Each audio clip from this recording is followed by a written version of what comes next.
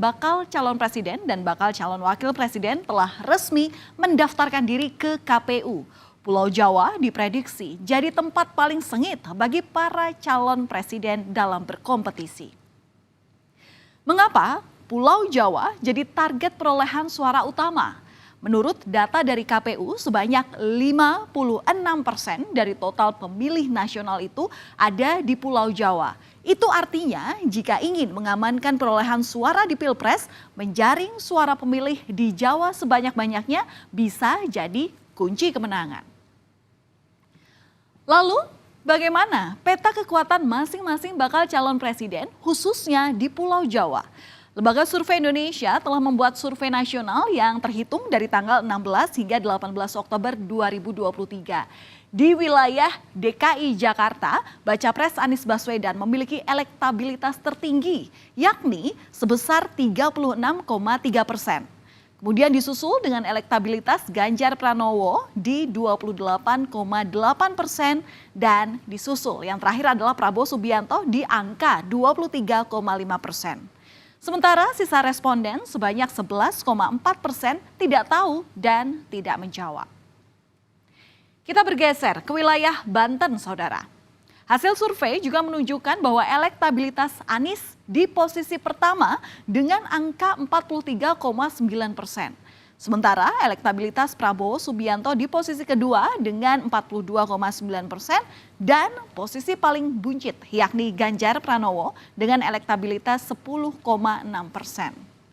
Tampaknya sebagian besar responden sudah menentukan pilihan karena hanya 2,7% responden yang tidak menjawab alias tidak tahu. Sedangkan di Jawa Barat, saudara, Prabowo Subianto justru memperoleh elektabilitas 59,1%. Lalu Anies Baswedan dengan perolehan suara 22%, sementara Ganjar Pranowo memperoleh elektabilitas sebesar 12,8%. Sisanya sebanyak 6,1% suara menjawab tidak tahu.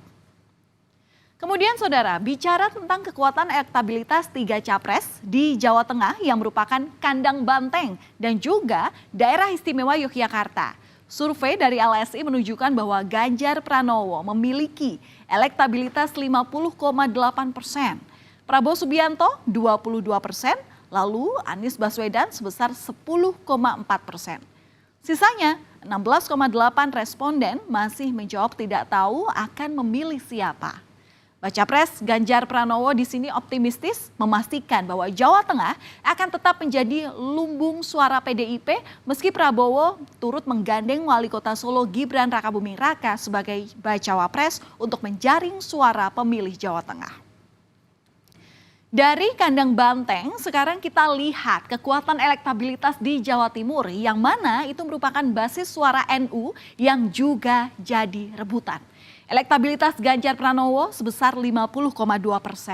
Lalu Prabowo Subianto dengan elektabilitas 27,4% serta Anies Baswedan dengan elektabilitas 11,9%.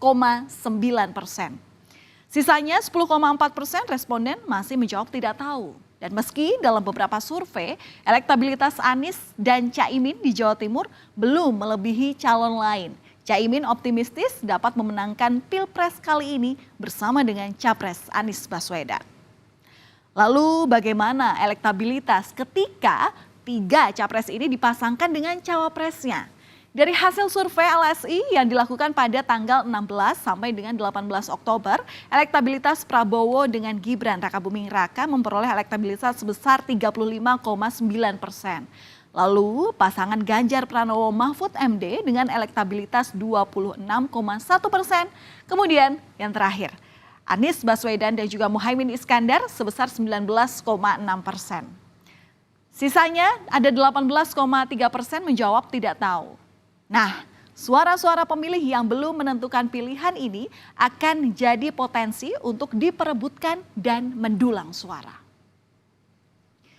Dan pemirsa, Ketiga pasang baca pres dan juga bacawa pres sudah menyiapkan strategi lewat adu gagasan dan juga visi misi untuk jadi senjata pamungkas agar bisa menang di Pilpres 2024. Pasangan Anies dan Caimin yang sudah lebih dahulu deklarasi mengusung misi untuk membawa gagasan perubahan untuk Indonesia.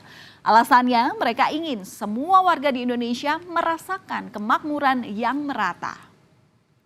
Sementara pasangan Ganjar Pranowo dan juga Mahfud MD menjadikan soal penegakan hukum sebagai salah satu misi mereka. Keduanya berkomitmen menghadirkan pemerintah yang bersih. Sedangkan Baca Pres Prabowo Subianto dan juga Bacawa Pres Gibran Rakabuming Raka sepertinya senada seirama memiliki misi melanjutkan serta menyempurnakan program-program di masa pemerintahan Presiden Jokowi. Meski ada pula beberapa misi yang baru dengan garis besarnya menuju Indonesia Emas 2045.